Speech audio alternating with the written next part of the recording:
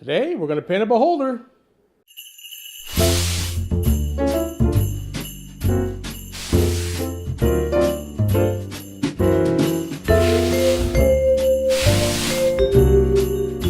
Beholder is one of D&D's most iconic villains. You want to put the fear into your party, you send them up against one of these monstrosities. I'm Mike from the Grizzled Geek, and this is my painting vlog. The Beholder is unique to D&D. It is a monster that obviously use orcs and elves and everything else that everybody can share, but the Beholder is unique. Only D&D has it.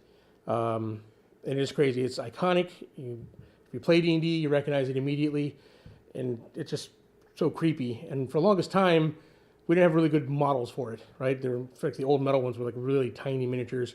And then finally you had the pre-painted plastic ones that were not bad. But this thing is amazing. It's my first experience painting the pre-primed Nulzers from WizKids. It's a great model, and this is not going to be your typical painting tutorial. If you want one of those, we're going to do those for all of our tabletop wargaming miniatures. But for this is just my painting vlog, going step by step, how I painted these, what colors I used, and everything else. I run a D&D group, so I'm going through a lot of these models now.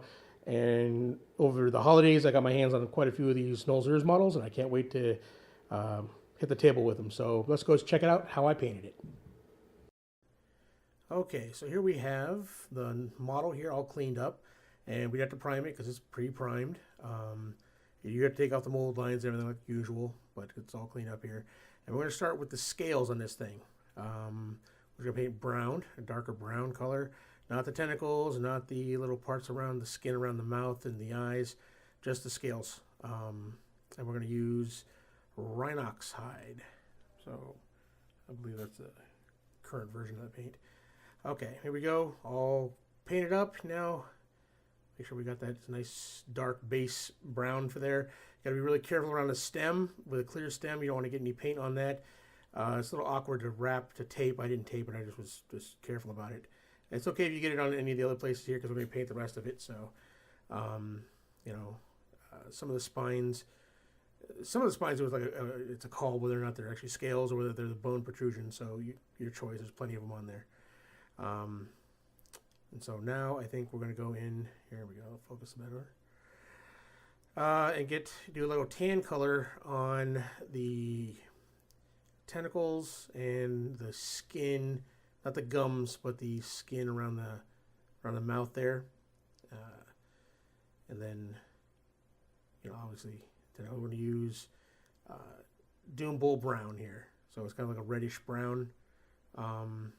They get kind of a red base color for the skin tone. It's going to be like a darker tan color. So let's get started with that.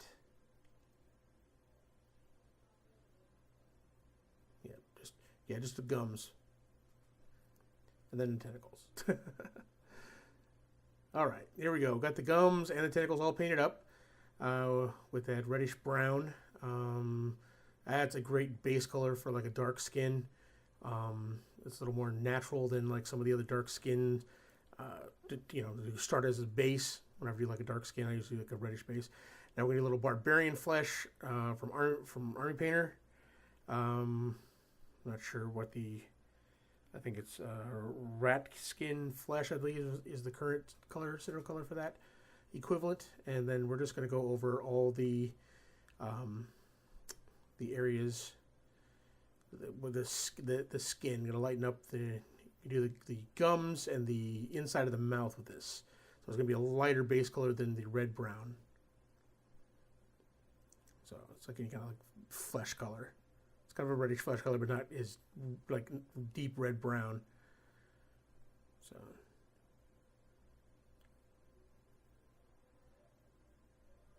all right, there we go. We got that in here. You can also do this effect instead of building it up. You can actually just use like a lighter flesh tone and then use like the Reichland flesh wash on it. Either way you go. I like to layer up, especially a model this size. Yeah, we're going to be painting all the bone protrusions and the teeth with a base of Xandri dust is how I do most of my bones, with that Xandri dust base, and then build up bone colors lighter from there. All right, so teeth and bone protrusions all have the Xandridus layer on them. That's the base. So we're doing the cleaning up the eyeballs now. We're going to go in with you know, like I said before, you can be a little messy. You know, we're going with just a skull white, regular white, whatever it's called now. White Scar, I believe, is what the current color is. I have a lot of old paints, so and Army Painter paints. But yeah, we're just going to clean up now where we went over with the eyeballs. Make sure we got a nice white base. There we go. All right. Yep, got all that nice clean. We'll be very careful. This is where you go in there and clean it up. So if you get a little messy with the layers, I like painting layers as I go so I can get sloppy with the first layers I do and then clean them up later. Makes it a lot easier. So, do my camera to focus here. Kind of. There we go. I get a much better, later tutorials have a better, like, steadier cam here, like a steady cam thing. It's easier here. So now, it's like we're going in here. So you clean up. We're going to paint the eyeballs with the tan color, the inside, where we're going to do the base for the pupil. It's kind of like the same Doom Bowl brown, or you can do like any kind of dark sienna color, depending on what you're going to use for the base for the eyeball. And then later on, we're going to do that for the base for the eye stalks as well, for each pupil in the eye stalk. That's going to be the base. Right now, I just did the center eye. So now the base colors here looks a little weird. Obviously, when you get the base colors, we're going to like dry brush up. We're going to like bring out some details, some wash. Right now, we're going to go in and wash. The washes add details, and obviously then we bring the colors up. Some of them with dry brushing, some of them with line work. So like if you want to do like the edge highlighting. So we went in there with the Druchii Violet is what we're going to use now. It could be the inside of the mouth and the gums and everything. We're going to just give it a nice purple wash here to go over that flesh color. And like I said, at least this early stage, it looks a little weird, but yeah, don't worry. It's a work in progress. We won't need to see the next stage.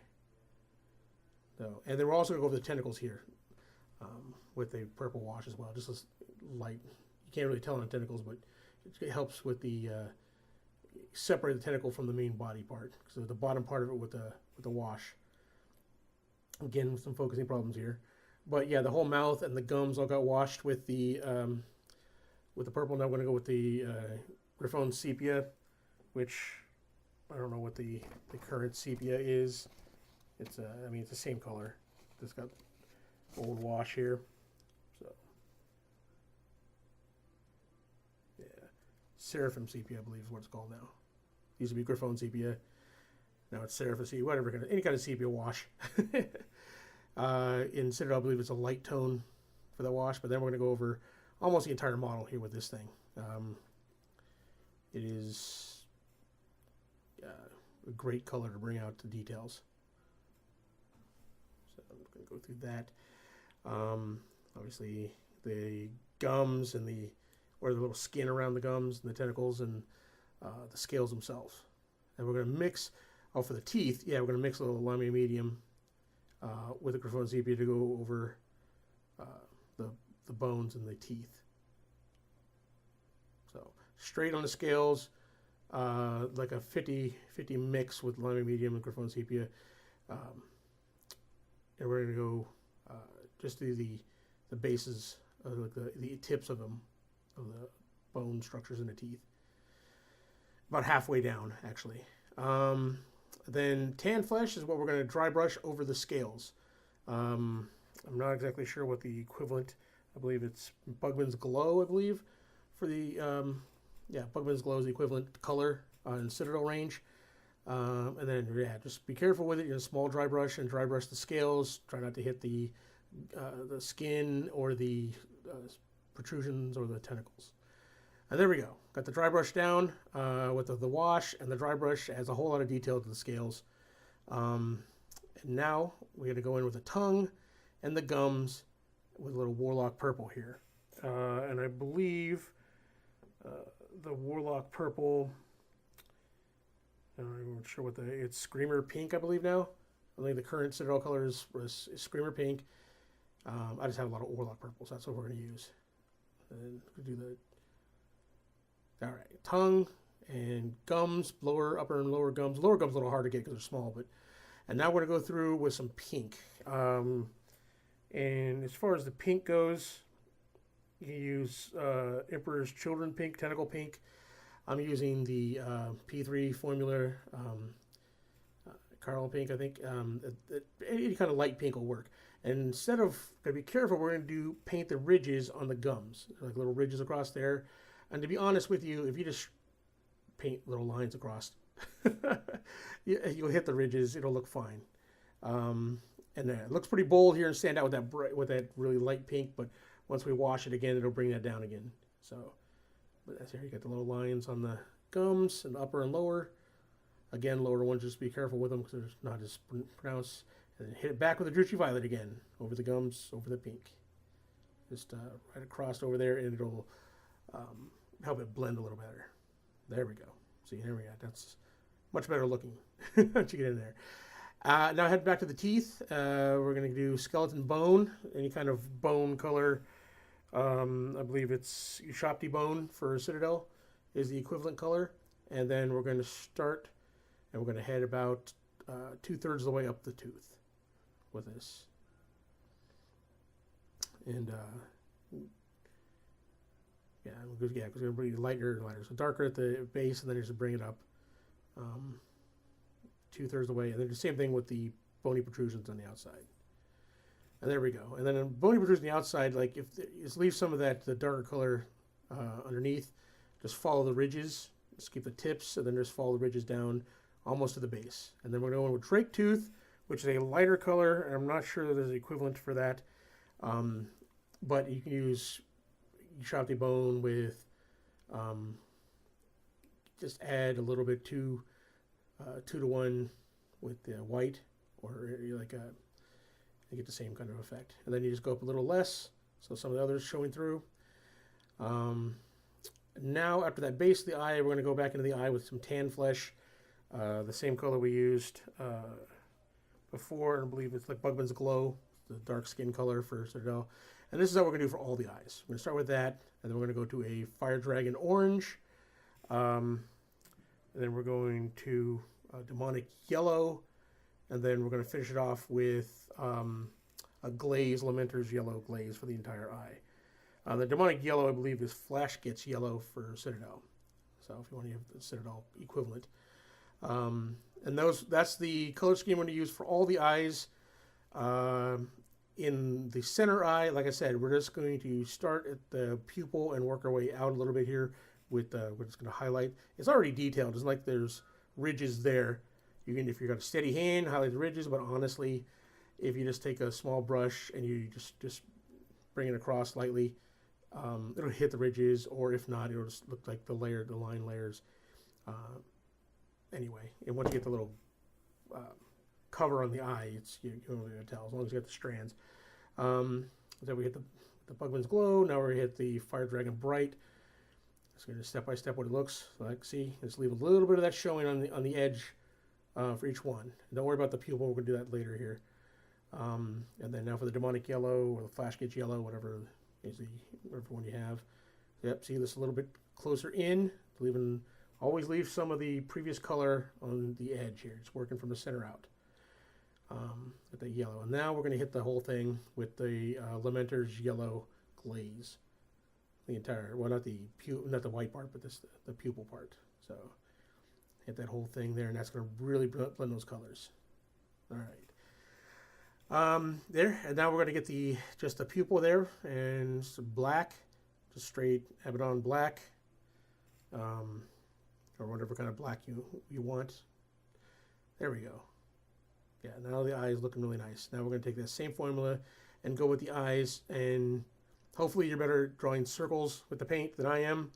My pupils on the eyeballs are a little wonky, but just a general circular circle, and then you know with the tan flesh, and then we're going to go with the fire dragon bright, just a little bit. And each time, like I said, the smaller circle, working our way in towards the center, and then obviously to the flash gate yellow or the demonic yellow.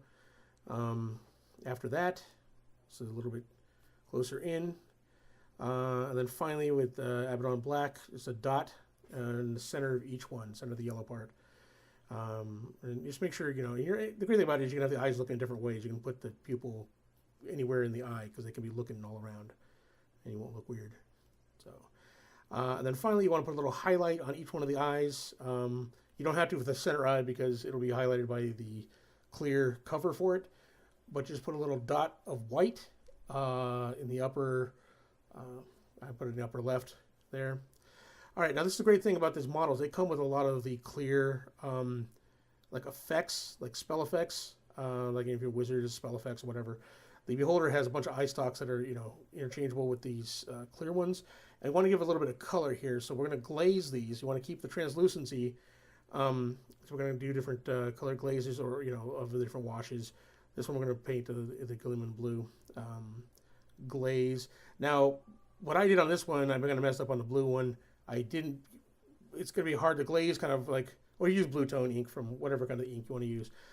But you can see the glaze kind of clumped up a little bit. If you want to prevent that from clumping up like that, you need to give it something to stick to. So what I suggest is you paint it like a gloss varnish or a matte varnish, and then the glaze will stick to it a lot better.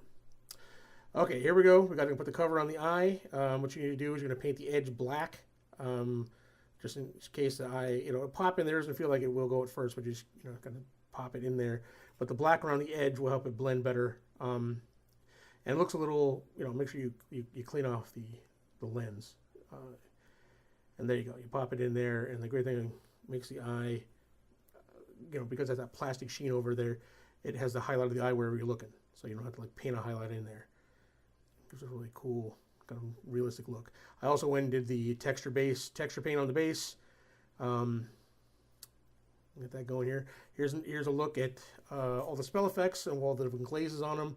I got smart with the other ones and put the gloss varnish on there, or the matte varnish on there first, so it gives the glaze something to stick to, with the different colors for the different effects. Yeah, any ink or any glaze will work on that.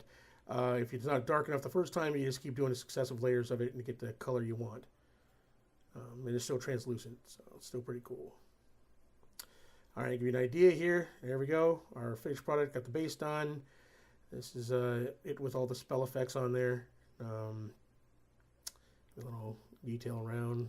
So the scales came out really nice with the dry brushing and the layers and that. But yeah, there it is, the Beholder. It's an awesome miniature. You know, I had a really good time painting this. Excited about diving into some of the others. Get this going here, and hopefully, you know, we'll get better, like, you know, less shaky cam going forward. But there it is, guys. Thank you very much.